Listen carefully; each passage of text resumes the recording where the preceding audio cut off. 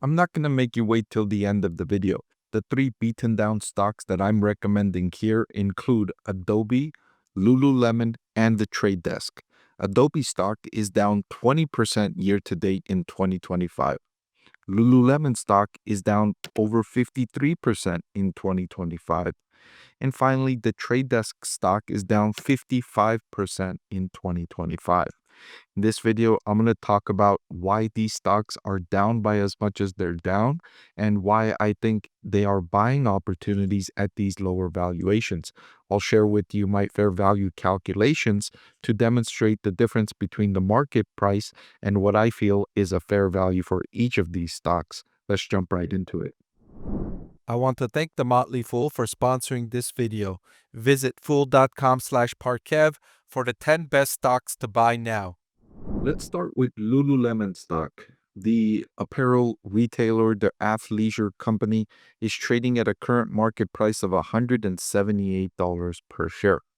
The fair value I calculated for Lululemon is $256, signaling that this stock is undervalued at the current market price.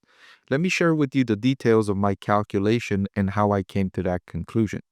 So I'm forecasting that Lululemon's free cash flow increases from 1.36 billion in 2025 to 2.31 billion in 2034.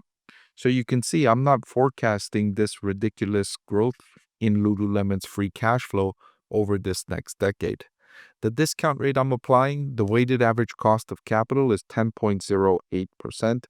I've estimated a cost of debt at 6.15%. This is after tax cost of debt for Lululemon, estimated at 6.15%, and a cost of equity using the capital asset pricing model at 10.52%, using the company's beta of 1.07, a risk-free rate of 4.1%, and a market risk premium of 6%.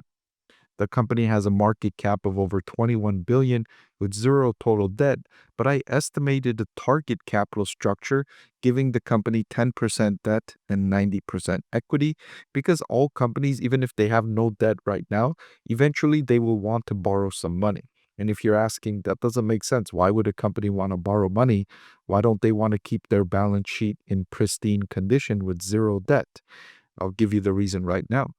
Look at the difference between the company's cost of debt and the company's cost of equity. Its cost of debt is just 6.1% and its cost of equity is 10.5%.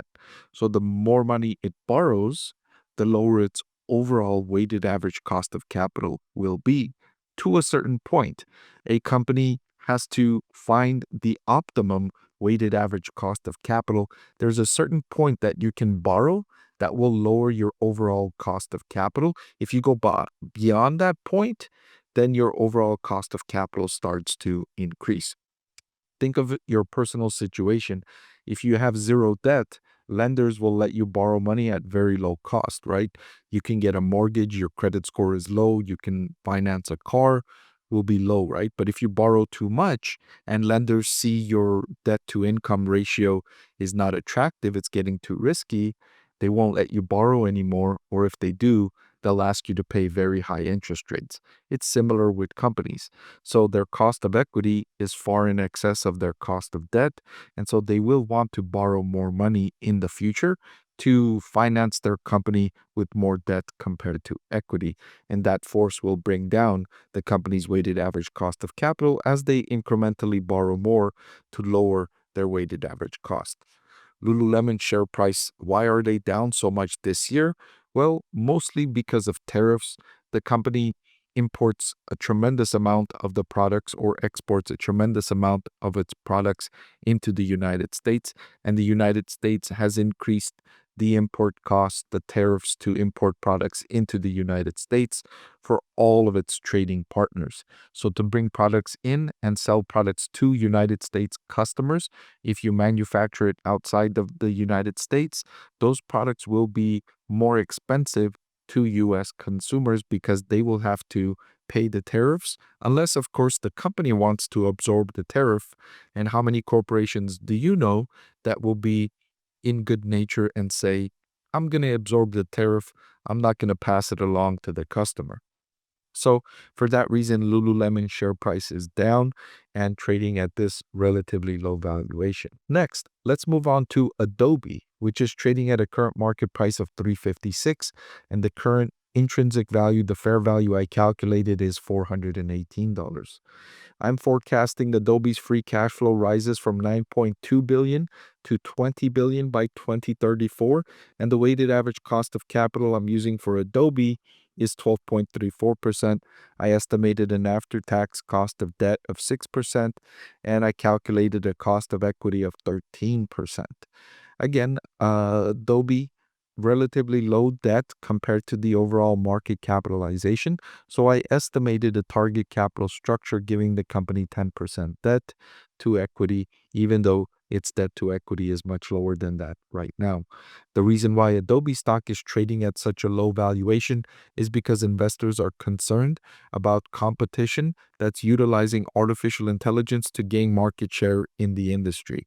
Competitors like Figma and Canva are gaining market share and growing faster than Adobe, and investors have been less than impressed with Adobe's ability to incorporate AI into its services. All that being said, I believe Adobe's strong free cash flow, you can see here they generate roughly $10 billion in free cash flow every year, will give the company the cash it needs to invest in research and development and mimic or incorporate some of the successes they see in other companies utilizing artificial intelligence to add features that customers like.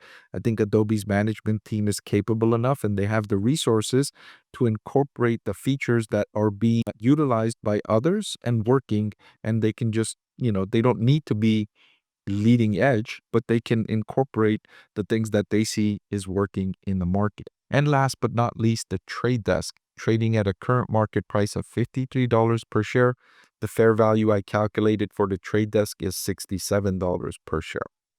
I'm estimating its free cash flow grows from 790 million in 2025 to 3.6 billion in 2034. The weighted average cost of capital I used is 11.74%. I estimated an after-tax cost of debt of 6%. The company has a cost of equity using the capital asset pricing model of 12.4%. They have a beta of 1.38. And again, they have zero debt and a strong balance sheet, but I'm estimating that they will want to borrow money at some point. The trade desk is trading at a cheap valuation because of increasing competition from the likes of Amazon and Netflix that are selling their advertising inventory direct to buyers and thereby skipping the trade desk, giving the company less inventory to work with and giving buyers less reason to go through the trade desk. Still, the trade desk operates in the advertising industry that's estimated to reach $1 trillion in spending very soon. And I forecast that advertising will continue growing for decades and decades and decades. It's the one industry where I think will continue growing for a very long time at a rate that's about or above slightly the rate of nominal GDP growth worldwide.